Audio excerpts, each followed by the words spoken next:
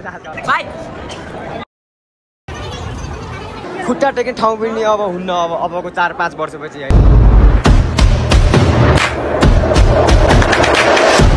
फेरि पनि स्वागत छ गाइस मेरो भ्लगमा। आज चाहिँ हामी किरभुवन इन्टरनेसनल एयरपोर्ट गइरहेको। अब कति मान्छे हुन्छन्, कति मान्छे हाँस्छन्, अब सब देखाउन चाहन्छु मेरो भ्लगमा हैन। हेर्दा गरेर मेरो भ्लग पुरै हेर्दिनु होला है। A few moments later.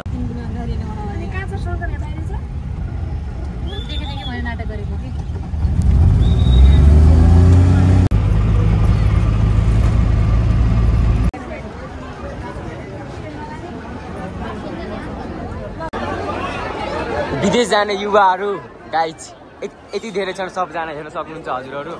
पुरै देखाउन चाहन्छु म आफ्नो पुरै यति देखाउन चाहन्छु, सब विदेश जाने हो। खुट्टा टेक्ने ठाउँ पनि अब हुन्न अबको 4-5 वर्षपछि है। मान्छे चाहिँ वाइल्ड छन् क्या विदेश जाने हो। माइ लर्ड, अब कोही रुन्छन् कोही हाँस्छन् होइन। विदेश जाने युवाहरू टाढिदिएछन् हाम्रो देशबाट। हाम्रो देशको युवाहरू, हाम्रो जनताहरू टाढिदिएछन् हाम्रो देशबाट बिस्तारै। अबको 4-5 वर्षपछि यहाँ खुट्टा टेक्ने ठाउँ पनि हुन्न। अब केपी ओली देश छोड, यो केपी ओली भएर हाम्रो देशमा केही पनि छैन, काहीँ छैन। कोही रोइरहेछ, कोही के गरिरहेछ होइन। त्यसैले सब मान्छे टाढिदिएछ। हेर्न सक्नुहुन्छ यहाँको दृश्यहरू। आम्मो मान्छे साइको खाएँ कि म। कति मान्छे रोइरहन्, कति मान्छे उ गरिरहन्। हाम्रो देशको युवाहरू देश छोडेर जाँदैछन्। अब यदि राम्रो शिक्षा भएको भए कोही पनि विदेश जानु पर्ने थिएन क्या होइन। अब केपी ओलीहरूले हाम्रो देश बिगारेकै हो होइन। म सिधै भन्न चाहन्छु, कति मान्छे रोइरहेछ, कति मान्छे टाढिँदैछ, कति मान्छेको आँखाबाट आँसु झरिरह। यो सब देश राम्रो नभएको कारणले हो। म चाहिँ के भन्न चाहन्छु भनेपछि होइन, अब 1 क्लास 2 क्लास 3 क्लासमा सिधै पढाइदियो क्या। जापानिज ल्याङ्ग्वेज, कोरियन ल्याङ्ग्वेज सब पढाइदियो देशमा। यो देशमा सब पढाइदियो। 1 क्लासलाई जापानिज ल्याङ्ग्वेज, 2 क्लासलाई कोरियन ल्याङ्ग्वेज सब पढाउँदा हुन्छ के। किनकि लास्टमा जाने नै भनेको विदेश नै हो, सब टाढिने भनेको विदेश नै हो। अब के गर्ने, त्यसैले 1 क्लास 2 क्लास 3 क्लासमै जापानिज ल्याङ्ग्वेज सुरु गर्यो सरकार। कति मान्छे अब होइन गाइज होइन, आँखाबाट आँसु झरिरहेछ होइन। अब कति मान्छे अब पढिरह उ गरिरह, तर अन्त्यमा जानुपर्ने भनेकै विदेश नै रहेछ क्या। के गर्ने त, अब देशमा केही छैन, हाम्रो देशमा केही छैन, न विकास छ। अब केपी ओली आउँछ, त्यो आउँछ देश बिगारिदिन्छ। भ्रष्टाचारीले भरिएको देश हाम्रो देश नेपाल। आज म किरभुवन इन्टरनेसनल एयरपोर्टमा आएको थिएँ र सबैको आँखाबाट आँसु पनि मैले देखेँ, तर मेरो मन पनि लास्टै उ भयो, नरमाइलो फिल लाग्यो। धेरै युवाहरू पनि टाढिँदै छन्, हेर्न सक्नुहुन्छ यी दृश्यहरू। मान्छे त कति हो कति होइन, धेरै मान्छेहरू छन् टाढिँदै छन्।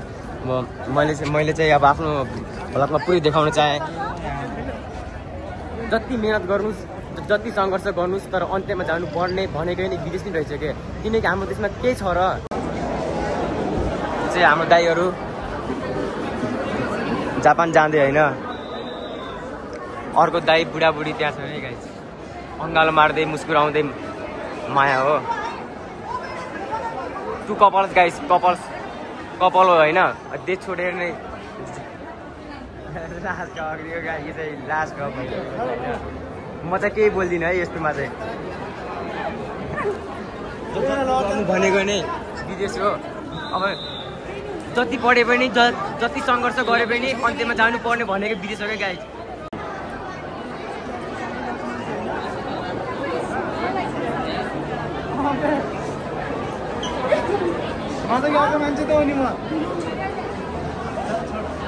जति मेहनत गरौँ, जति उ गरौँ।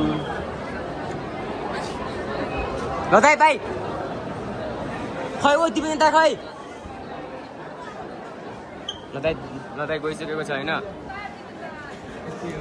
के गर्नु।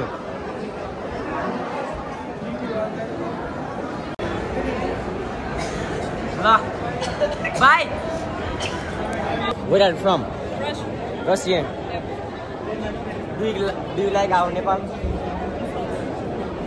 त्यही हो, युवाहरू टाढिँदैछन्, देश सकिँदैछ। भ्रष्टाचारले हाम्रो देश सकिँदैछ, युवाहरू टाढिँदैछन्।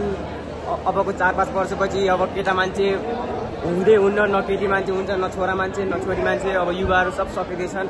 अब यदि हाम्रो देशमा केही भएपछि पो युवाहरू बस्ने हो त। यदि सब सकाइसकेको नेताहरूले।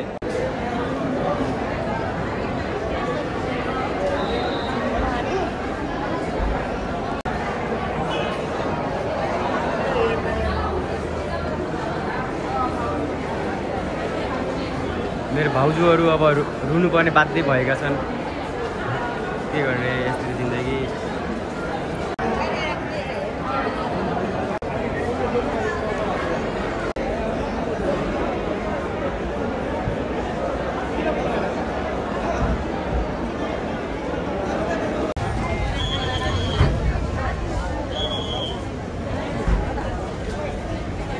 त्यत्रो मेहनत गरिन्छ, त्यत्रो पढिन्छ, त्यत्रो लेखिन्छ, अन्त्यमा जानुपर्ने भनेको नै विदेश नै हो कि। अब किनभने अब हाम्रो देशमा केही छँदै छैन त होइन। अब देशका अब नेताहरूले सबै सकाइसके देश अब आउने युवाहरूले अब देश गराउनु पनि कसरी के। सबैजना विदेश टाढिरहन्, देश बनाउने मान्छे अब कोही हुँदैन। अब त्यही नेताहरू बस्छन्, खान्छन्, लुट्छन्, अझै अब नेपाललाई ध्वस्तै पार्छन्। त्यही हो कि। अब देश चाहिँ कसले बनाउने, आखिर देश कसले बनाउने। दिनदिनै हाम्रो त्रिभुवन इन्टरनेसनल एयरपोर्टमा मान्छेहरू दिनदिनै टाढिँदैछन्। कम्तीमा 2100-2200 युवाहरू सब टाढिँदैछन् होइन। अब देश चाहिँ कसले बनाउँछ आखिर। अब हाम्रो देश यस्तै हो। नेपाल बस्न त मन त हुन्छ नि सबैलाई, तर के गर्ने, रहरले होइन बाध्यताले टाढिनु परिरहेको छ सबैजना युवाहरू विदेश। अब के गर्ने, त्यस्तै हो, बाध्यताले सबैजना टाढिनु परिरहेछ। तर रहरले कदापि हुँदै होइन। अब सबैको आँखाबाट आँसु झारेर त्यो जानुपर्ने नै छ भन्ने पनि छैन। तर के गर्ने, बाध्यता। अब आफ्नो देशको स्थिति, देश गम्भीर भइसक्यो, देश गिर्न लागिसक्यो। देश उठाउने चाहिँ कसले। अब केपी ओली, तिनीहरू शेरबहादुर भ्रष्टाचार गरेर त के हो देश त उभइसक्यो क्या। जस्तै अब बालनी शाह जस्तो चाहियो क्या हामीलाई। बालनी शाह एउटा यङस्टर हुन्, उनी एउटा ऱ्यापर पनि हुन् होइन। बालनी शाहले अब हाम्रो अब काठमाडौँले अब बिस्तारै अब बनाइराखेको छन् होइन। त्यस्तै युवाहरू अब चाहिएको। अब हाम्रो देशमा त्यो नेताहरू हामीले चाहिएको कदापि हुँदा पनि होइन। हामीले राजा पनि चाहिएको होइन होइन।